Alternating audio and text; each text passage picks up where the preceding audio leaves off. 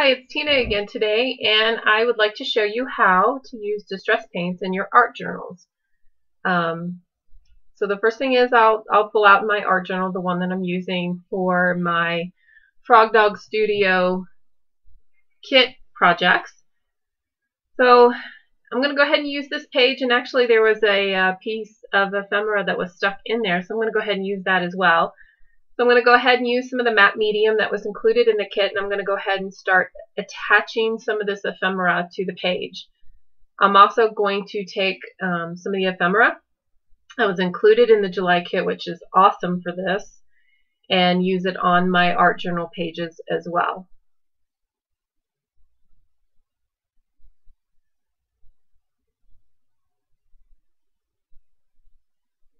You can see me just trying to decide which one of the little pieces of ephemera I would like to use.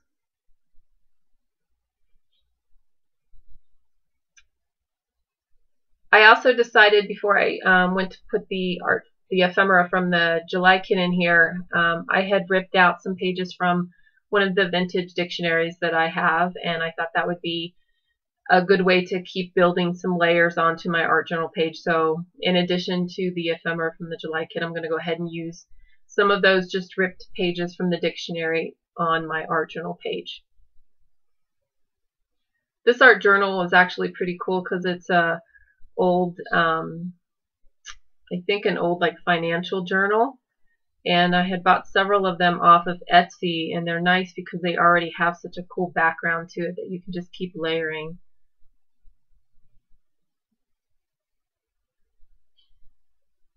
So just keep building layers with different ephemera and different pieces of paper.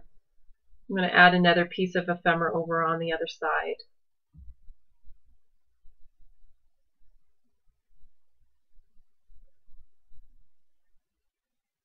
This ephemera sheet from the July kit actually came from Art Chicks. They have some really nice ephemera sheets in their store. They're based in Canada, and you'll probably see some of these ephemera sheets in some future kits. I really like the assortment and the collections that they have, and it's a nice quality paper as well. So I'm going to go ahead and dry this on my art journal page, so I'll just dry it using my heat gun. Oh, actually before I'm going to dry it, I'm going to go ahead and add some more layers and texture with the Prima tape that was included in the July kit. This is an awesome tape from Mixed Media. It has more stickiness than some washi tapes have, which is perfect for Mixed Media. So I'm going to go ahead and just place it right on the page, even though the matte medium is not dry. I'm just going to add again more pattern, more layers, more texture to my background, and washi tape is awesome to do that with because you can use little strips of color here and there.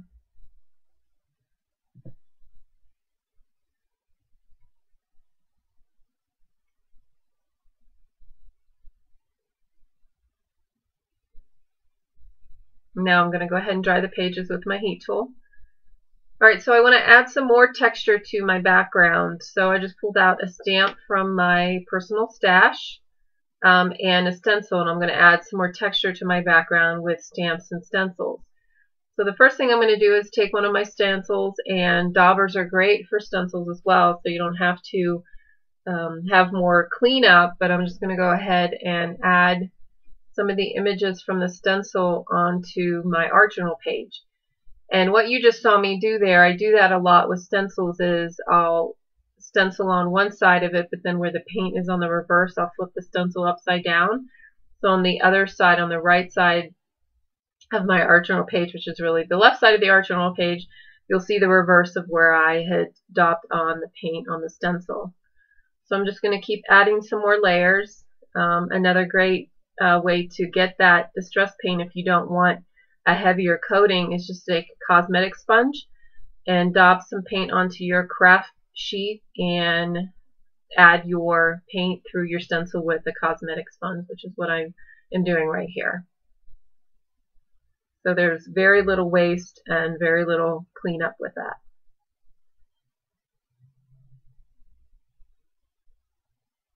I think I could have seriously been creating art journal page after art journal page with these distress paints. They're so awesome for various uses.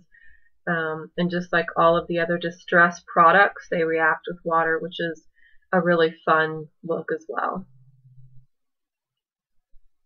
Now I'm going to take another stencil and use some of the ivory or the cream color that was included in the kit and add some more texture on with that.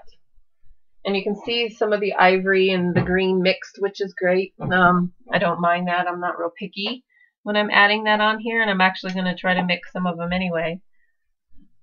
I'm just going to keep adding more layers.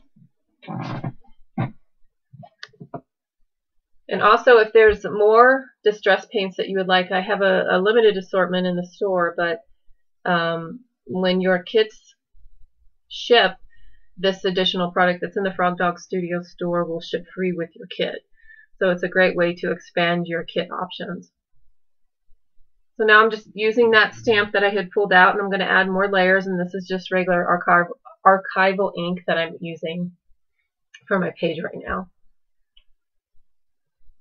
So once all of that's dry, I'm just taking some gesso and I'm going to keep building some layers. So as you see, and you'll see in a lot of my videos, I use my fingers to paint with quite a lot. I like that look instead of paintbrushes, so I'm just adding it randomly to my art journal page just to kind of build on the previous layers. And you might ask, why am I covering up some of it? But then you keep building on top of it, and it just adds a lot of texture to your pages.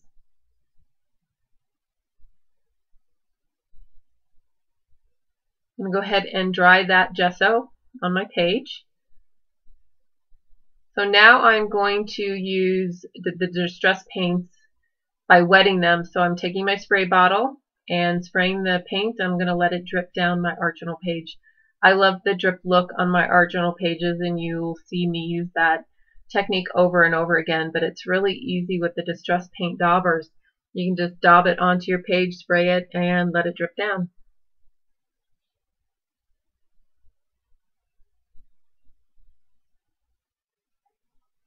And for this page, I wanted the drips to kind of go in the horizontal direction in addition to the vertical, so you can see me using the book and turning it horizontally instead of vertically to create those horizontal lines on my page. So I'm going to do the same on the other side.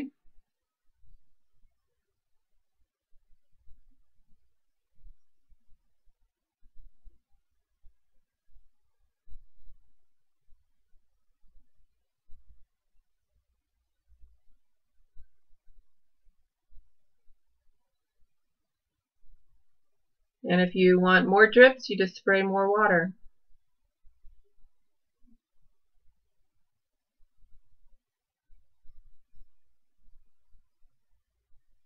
And then I keep building layers on layers, so I can keep adding more spots of distress paint and keep adding more water and keep creating more of those drip marks.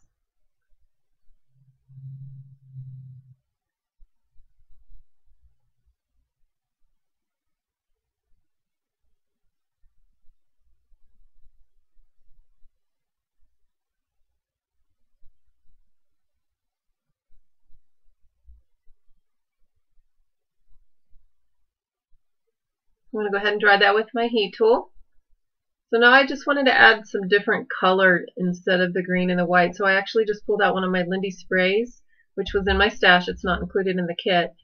And again, to keep building on layers after layers, I'm going to spray it on here, but I'm actually going to take my brush and spread it out. The Lindy's sprays have a really nice shimmer to them, so I just wanted to add a little bit of a different look and background to it. So I'm adding it over and top of the distress stains. And one thing that's nice about those distress stains, even though there is water in this spray, because of the property of distress stain, once they are dry with your heat tool, they will not reactivate with water. So you can see why they aren't moving around as I spray the spray on top of them. And that is an awesome quality, especially for your mixed media projects when you want to layer color on top of color.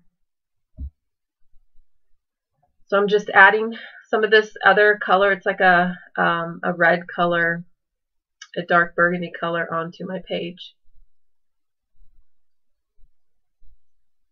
So once that's dry, the first coat, I keep adding layers on layers. I like adding multiple layers of color. So now I'm just adding the sentiment to my page, and these are just some white stickers that I had in my stash. They're not included in the kit, and I'm putting my sentiment down that side, the right side of my journal page. I'm just making sure all of those letters are down. And now I'm deciding what other pieces of ephemera to add to the page. So I cut out another one of the squares from the ephemera sheet from the July kit, and some of the red alphas that were included in that ephemera sheet. So I'm going to go ahead and use the matte medium to attach those to my art journal page.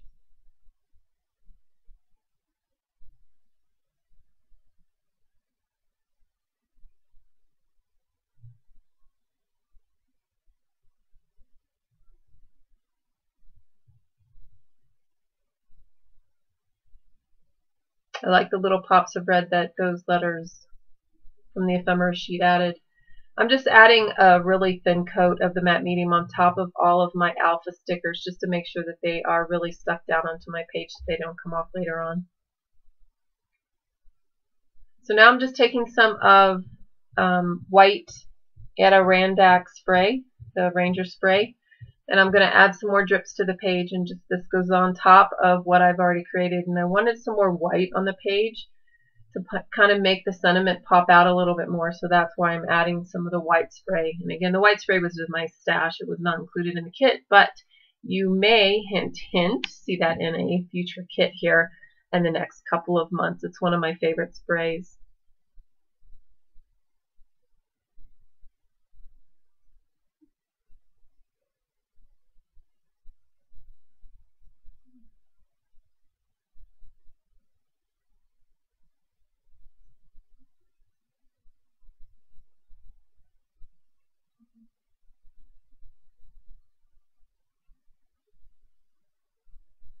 So that's just adding some more of that Lindy spray, some of the red, just to tone down the white again, layer on layer on layer. I love to do that in art journal. You can just play with your different product and create really fun backgrounds.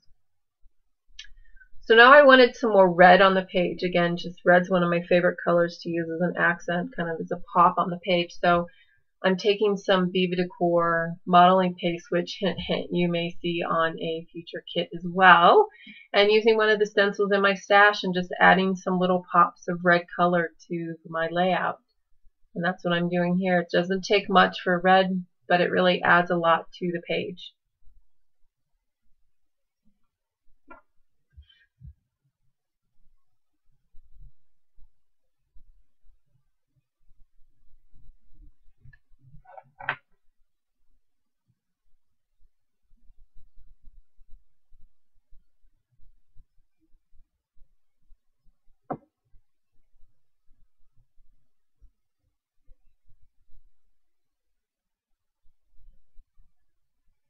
So that's what I wanted to do for the red.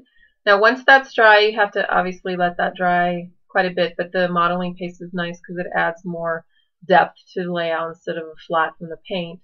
So now I'm taking some white distress paint that I had actually in my stash, and I'm going to go ahead and use one of my circle stencils and just add some more pops of white on top of where the red and the green were on the page. And I really, circles are one of my favorite design elements. I could use this, well, you can tell from this stencil, but I use this stencil quite a bit. I love circles on my pages.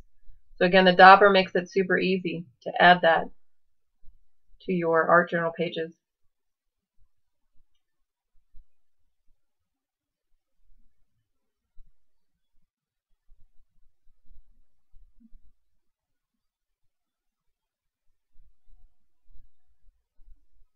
And then to finish my art journal page off, I'm just taking my doodly pen and I'm circling around each one of the circles, and that just really defines it. But again, it adds another layer of texture to the page, and I'm not being really specific about it. It's a pretty loose doodle around the circles, but it really defines the circles on the page.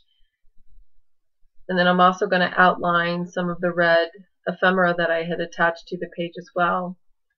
And I wanted to add some black to the layout, so I just took one of my old My Mind's Eye stamps that I have, and they have this set of 3 butterflies, which I thought would be kind of fun for this page. So I'm going to go ahead and use the butterfly with some more archival ink and stamp some butterflies in several places on my art journal page.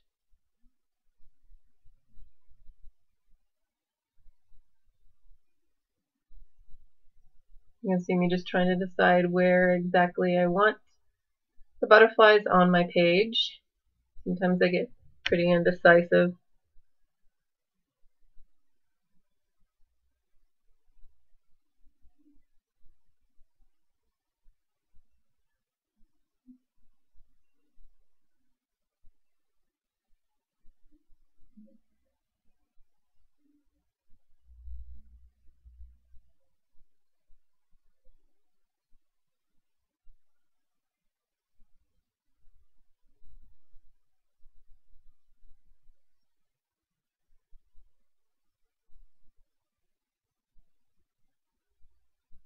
I love to do 3, so they always say the rule of thirds. I use odd numbers a lot of times on my projects. I just think it evens things out when you use odd numbers, so you can see I actually stamped it 5 times even though a couple of them were off the page, but at least there is an odd amount. So I'm just outlining some of the red ephemera, and then the page will be done. So I have another art journal page done with my July kit, and I hope you enjoyed my tutorial, and thank you for watching.